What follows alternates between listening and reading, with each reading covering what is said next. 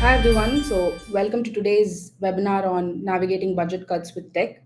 I'm Reshma and I work as a product marketing manager with Kissflow. And I'm very happy to welcome you all today for this episode. With me, I have Shyam Prabal. He leads the enterprise account management function at Kissflow, and his team manages the post-sales relationships with all the enterprise customers, including successful onboarding, adoption, and retention. Before this role, Sham led support services and customer success teams at startups and large corporations. And Sham enjoys hiking, trekking, and spending time outdoors with his family. Today, we'll talk about one of tech's most important yet often overlooked aspects, I would say. And this is also one of the most common challenges that enterprise face in today's market. That is, of course, the title of the webinar itself, which is Navigating Budget Cuts in Tech. To be honest, nobody talks about it, right? And we have Sham today to reveal the secret sauce behind navigating this phase successfully, how to go about this phase. In today's episode, we'll explore how IT teams can navigate budget cuts, provide vital support to their company, and harness the power of decluttering their tech stack to drive some significant cost savings.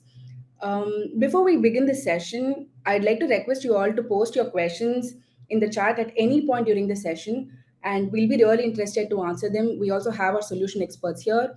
So sit back and enjoy the session. Over to Sham now. Hello, everyone. My name is Shyam Prabal. I lead the account management function at Kissflow. I thank you so much for joining this session with me. I'm really excited to walk through what I have here, and we can get started now. Hope you guys are able to see my screen. Awesome. Again, as I said, thank you so much for taking the time to meet with me today in this session. I really appreciate that. Over the last 2 years, one of the terms that we've been hearing a lot is budget cuts. As the world navigates through these challenging times, all companies are doing their best to save cost and optimize their overall operations. When a company starts to look into their spend, the first team that is asked to cut budgets is unfortunately the IT team. IT costs are always a large one for any company. IT expenses can be broadly classified into two categories: the CapEx or the capital expense, and the OpEx or the operational expenses. In this case, we can consider all costs that are associated with the initial procurement of a software and licensing to be CapEx, and the cost of maintenance, labor, and services to be OpEx. In this webinar, we're going to talk a little deeper about both these expenses and how we can optimize the cost with a platform like Kissflow. Before we go a little deeper, let me introduce to a concept or a term called one-job apps. What are one-job apps? One-job apps are streamlined solutions built to perform a single specific task. For example, an employee onboarding app, a performance management app, or a survey app can be termed as a one-job app. I'm sure all of you companies have quite a few of them, right? I'm sure I can already name a few that my company is using today.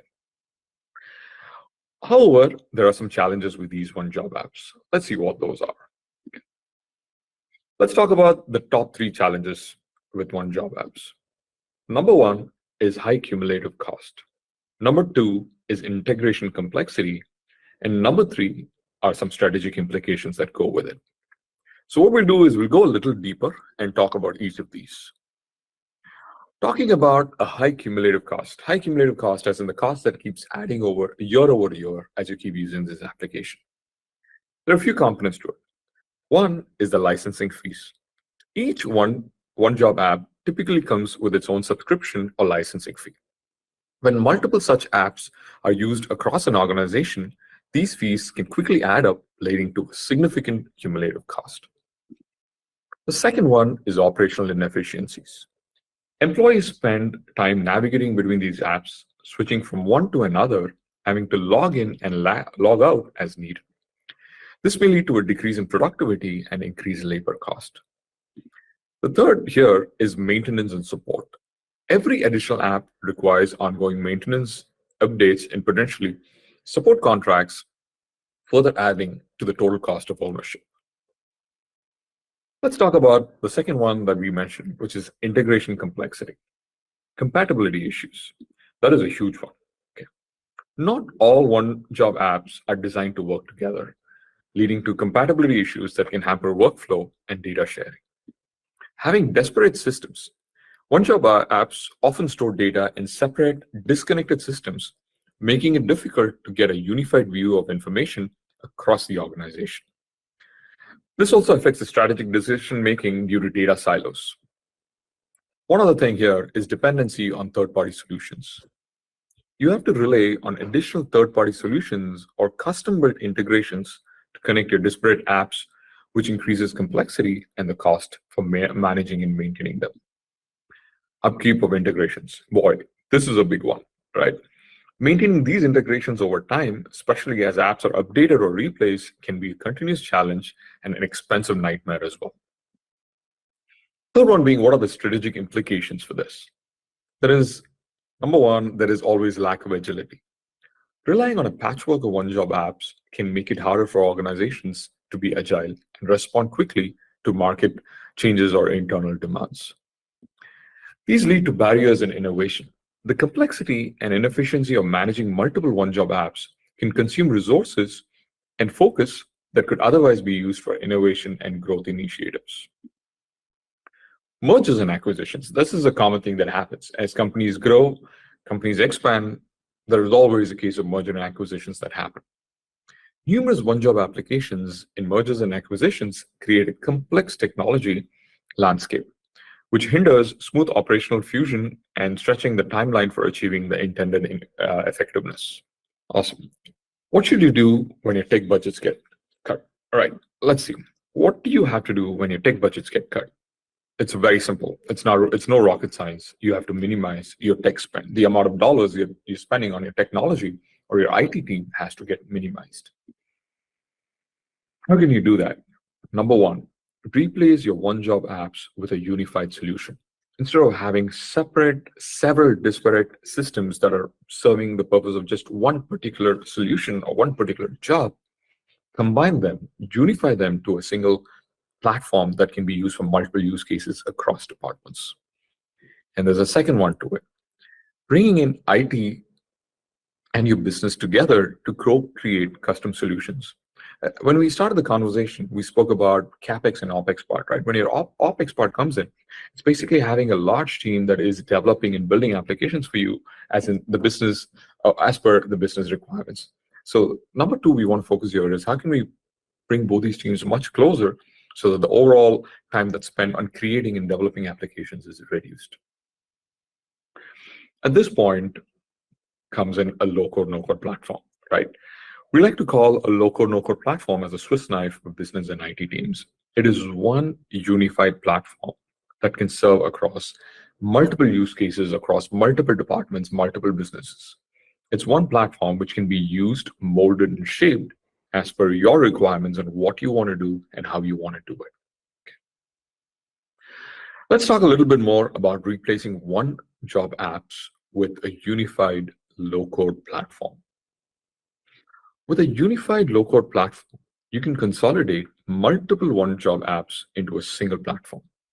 You can easily integrate it with existing systems and databases. This one platform can cater to multiple different use cases across various departments.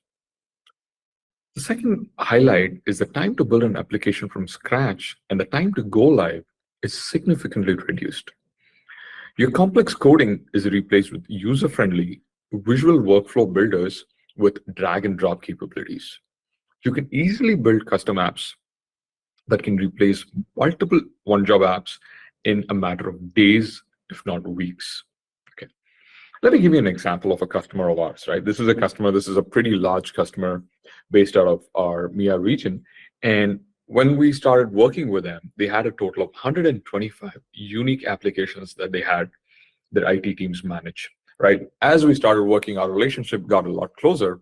They were comfortable in sharing that with us. They gave us a list of the applications and said, these are the ones that we're using. Now that we are going to have Kissflow with us, what can we do to consolidate? You won't believe, our team did a complete thorough analysis of each and every one of those applications. Some of them we were familiar, some of them we were not. But one thing we realized is out of those 125 applications, we could confidently move at least 45 of those applications or those one-job processes and requirements into Kissflow. We worked on it. It took us a few weeks, for the initial scoping and everything, and then a few months we slowly start moving each of those processes into Kissflow. And now from 125, they're down to 80. Okay. We still have some work to do. We're still working with them to understand how we can consolidate even further. But then just the amount of cost savings that happened and the operational benefits has just been amazing, right? This customer and their teams, right? All of the end users are also really happy because they don't have to click on so many different apps. They're one of our end users gave us a feedback saying, hey, the number of bookmarks that I have on my browser has significantly reduced because now I just have to log into Kissflow and I'm able to accomplish a lot of different processes that I used to do through many different ways. So that by itself is a big benefit and something that we really love to hear from our customers. Okay. That brings me to the second point, minimizing tech spends, enabling citizen development by bringing IT and business together to innovate fast. Let's talk a little bit about what citizen development is, right? Citizen development is the approach of empowering business users to build custom in-house applications on an IT-governed platform while not relying too much on IT. Let me repeat that again, okay? Citizen development is the approach of empowering business users to build custom in-house apps on an IT-governed platform while not relying too much on IT, okay? IT governed is the keyword there, okay? However, there exists a gap when it comes to bringing business and IT together. This is where a low-code, no-code platform can really help. It's very simple, okay? Citizen development of low-code, no-code is very simple. Number one, you harness the power of the business users. Who are the originators of the request? They are the ones who are telling you what they want, how they exactly want it to go on, right? They exactly know what is needed in the process of the application and the desired result as well. However, once the requirements are defined, they end up waiting for months, if not years, for IT teams to prioritize and pick their requirement to build the application they want. Once it's been chosen, given how large the backlog is with the IT teams always, we all know how much of backlog our IT teams are burdened with. In spite of that, when they go ahead and prioritize, then it still takes months and months of deep coding for them to get that application up and running. Then there's a whole lot of UAT phase that goes in before the product can actually go live. Okay. Instead, why don't you equip your business users with a simple yet powerful platform where they can build their own processes by a simple drag and drop, right? Where they don't have to be coders, they don't have to be proficient in any of the coding languages, but as long as they understand the business requirements and they're given some very minimal training, they are able to build the process by themselves, go through an UAT and go live.